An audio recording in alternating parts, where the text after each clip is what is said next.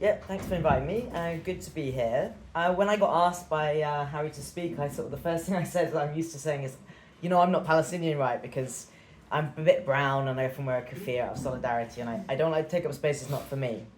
And he said it's okay. We know that, it's fine. But then I think it's I don't want to make a glib point about how it is very different for my friends who have family in Gaza who are under Israel's bombs right now. That's clearly not the same. But you'll probably know Hassan Kanafani, who's the Palestinian intellectual who said that the Palestinian cause is not a cause for Palestinians only, but a cause for every revolutionary, wherever he is, as a cause for the exploited and the oppressed masses in our era. And I guess I've been thinking a lot over the last few weeks, or I've come to realize more firmly, like, that when I kind of refer to myself as a Palestine solidarity activist, that's not of a sense of like, oh, the goodness of my heart, but it is recognizing that truly our struggles are intertwined, and that it's not about allyship so much as the fact that really it's true that no one is free until we're all free, and that's the politics of collective liberation. It's really heartening to see right now, like, despite the unprecedented brutality of the Israeli apartheid regime, unprecedented levels of solidarity from all different groups. I was part of organising a queer cinema for Palestine festival at the weekend. It was completely sold out, and I think queer community is realising that trans liberation is wound up with Palestine solidarity and Palestine liberation as well. And there's obviously material ways in which this is true as well. So we know that Palestine is a laboratory for the military-industrial complex to test new weapons. We know that the same tear gas was used in Ferguson and elsewhere against Black Lives Matter protesters, that is used in the West Bank against Palestinians. We know that Hackney police station has done exchanges with Israeli police. And that many of the same kind of conservative foundations which fund neoconservative and Zionist and Islamophobic ideology and its propagation in the US and elsewhere also fund climate denialism, anti-abortion movements, the anti-trans movement, etc. So, I mean, again, I don't want to be glib about it, but I was reflecting a bit on this thing I saw on social media which said, we're not freeing Palestine, Palestine is freeing us. And that, obviously, we're not freeing Palestine. Fundamentally, it's Palestinians, as I said, who are liberating themselves and resisting Israeli apartheid and have been since its conception. But at the same time, I can speak on a personal level of how it's been personally liberatory being involved in the solidarity movement for quite a while now. I'm pushing 40. I mean, it's more than 13 years since I went to Palestine for the first time and the last time. I went twice in 2010. Ahed Tamimi then, who you'll know from the village of Nabi Salah, was 10 years old, I think, roughly. And Mohammed Al-Kurd, who I met in Sheikh in East Jerusalem, was maybe 13. And Palestine actually opened my eyes and educated me in a far more profound way, both emotionally and intellectually and politically, than all of the educational privileges that I'd received here in Britain. And I learnt more about the reality of the world and how power works, and about the colonial legacies of this country and our willful colonial amnesia, and about the lies that we tell ourselves through our media and education system about that history and that current reality. Maybe not so much lies, but it's sort of deeply embedded cultural and structural bias that is founded on white supremacy than I ever could have learned here from orphan books. And I also learned more, again, I don't want to be cheesy, but I also learned more about the potential that human beings have for dignity and bravery in Palestine. It was both the worst place I've ever been, especially places like Khalil, Hebron, and the best and the most beautiful and most inspiring kind of place I've ever been. So, yeah, what I was doing there was grassroots solidarity activism, but I realized after that actually I'm arguably more useful doing solidarity activism or liberatory work here. I would still encourage people to visit if and when you can, when it feels safe enough to do so, because it's an education. But yeah, we all know that Israeli apartheid and the current genocide that's unfolding is only possible because of the impunity that Israel is granted on the world stage, and in particular, of course, by the Western powers. So I spent the last 13 years since I visited Palestine, mostly doing a lot of solidarity activism and also researching Palestine, specifically British complicity, and more specifically the British Zionist movement, and how it and the British government work together to repress and silence Palestinian voices in Palestine solidarity. So yeah, I did a PhD and I turned it into a book. I have got some copies if people are interested, chat to me at the end. I guess I wanted to break the sort of taboo around talking about Zionism, which it feels has taken hold in this country. I think we absolutely need to talk about it. We need to understand what it is, what it isn't, especially given the attempts to muddy the water around Zionism and anti-Semitism. It took me a while to finish the PhD and then turn it into a book, but obviously Palestine just didn't go off the world agenda. What the book does not argue is that somehow the Israel lobby is this nefarious outside influence that is like distorting the national interest of the British government that would otherwise be kind of respectful of human rights or whatever. It's not an issue of foreign influence. It's quite the opposite. So I trace the history of how Britain supported the Zionist project in its early years, explicitly in the interest of British imperialism, and that Israeli settler colonialism is deeply intertwined with British imperialism. We, of course, ruled Palestine as a colonial power for nearly 30 years, and in that time nurtured the Zionist movement further. And by the way, we also treated Jewish refugees abominably, at times, restricting Jewish emigration to Palestine and interning people in camps, right? When Palestinians rose up in 1936 to 39 in the Great Revolt against both Zionist settler colonialism and British colonialism, the RAF bombed Palestine and to brutally repress that uprising. So the reason that Palestine is seen as a sort of controversial issue in Britain and in the West is because it's about our crimes. And when we confront Zionism, we're confronting our crimes, the crimes of our country. And we're confronting this an ethno-nationalist political ideology and a movement which is deeply embedded in British society and culture.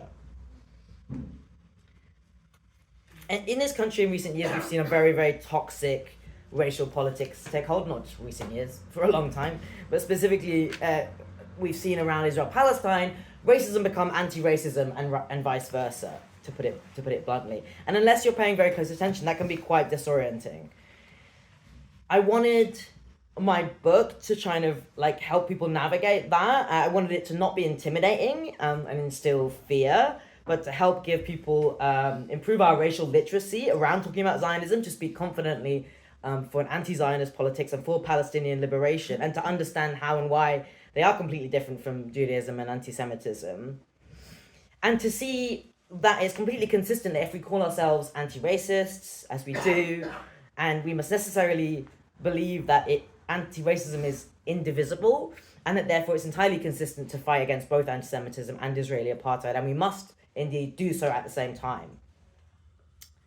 So, and I also wanted to try to situate the Palestinian liberation struggle and British government and Zionist repression here of Palestine solidarity activism in the kind of wider context of British state racism, and to highlight how, for example, it's the very same people in our government who claim to be standing against racism when they say that calling Israel a racist endeavor, for example, is itself racism. It's the same people who are detaining and deporting migrants and asylum seekers, who are spying on Muslims through the Prevent policy and other counter-terrorism measures, who are terrorizing black communities with the Met Police, etc., etc., etc.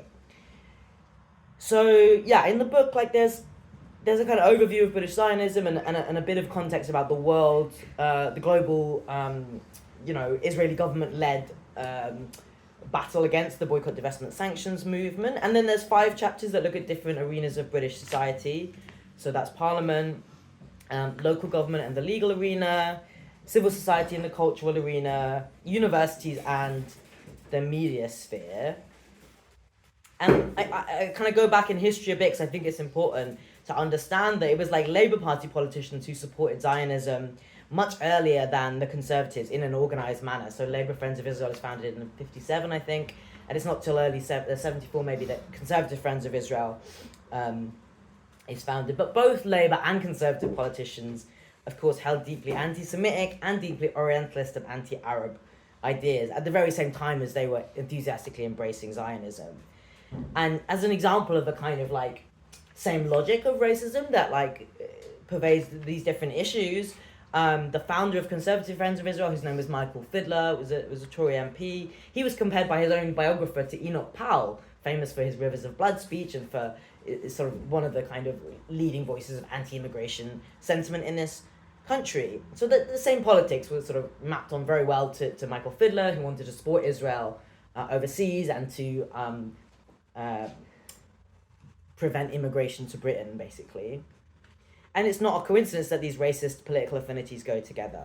And in the present day too, it's not a coincidence that the British government has enthusiastically adopted the IHRA, or International Holocaust Remembrance Alliance, definition of anti-Semitism and its examples, of course, which try to conflate Zionism and Judaism.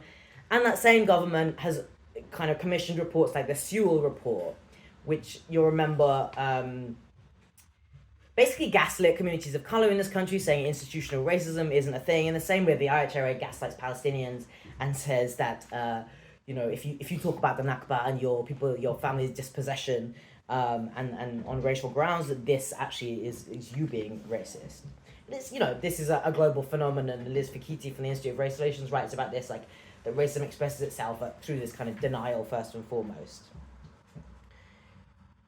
So I won't go on too much longer, but I guess I was asked to say a few words about what I think it means for Palestine solidarity going forward. Like, firstly, I said I think we need to make the connections between these different struggles, and that's what I kind of alluded to at the beginning. It's really heartening to see Copwatch getting involved, Abolitionist Futures speaking out for Palestine. All our struggles are interconnected. That's why I got very passionate about Palestine as a non-Palestinian initiative, because it seemed to be a microcosm of so many different issues: housing rights, land rights, racism, militarism, carcerality, etc., etc.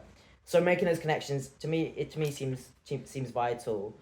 Israel is like a cause of the powerful. Their own polling shows this. So the Israeli government has had this Brand Israel scheme that showed that just in terms of demographics, if you're older, if you're whiter, if you're male, if you're more conservative, obviously you're more likely to support Israel. And Palestine is a cause of the oppressors. Hassan Kanafani said, it's the demographics clearly show and have for a long time that younger people, including the Jewish community, are turning away from Zionism.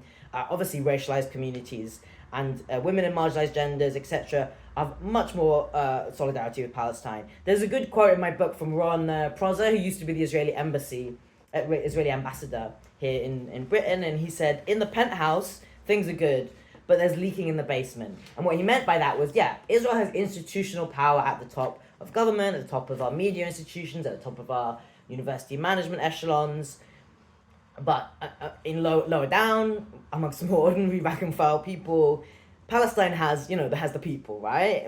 Palestine has, for a long time, won the moral argument. Israel's mask has slipped even further completely in recent years. I was just in a bike shop recently, and the guy said to me, like, I used to have some sympathy for Israel, but it's completely gone. And actually, we're seeing Israel's need to kind of manufacture an illusion, largely an illusion of spontaneous popular support, go into overdrive. So in my book, I talk about how the Israeli embassy here played a role in trying to kind of create grassroots Friends of Israel groups, and claims credit for that, alongside some pro-Israel organizations in this country, so that they could sort of suggest to politicians that there was more popular support than there actually is.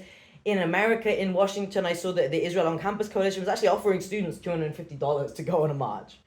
So it's very clear they failed to manufacture consent, and Zionist hegemony is very tenuous, but of course they still have all the coercive power of US-backed imperialism, and they also, of course, for the same reason, prefer arenas where that power can hold sway. So they talk about how the legal courts are more favorable turf, and legislative arenas are more favorable turf than the court of public opinion or university campuses.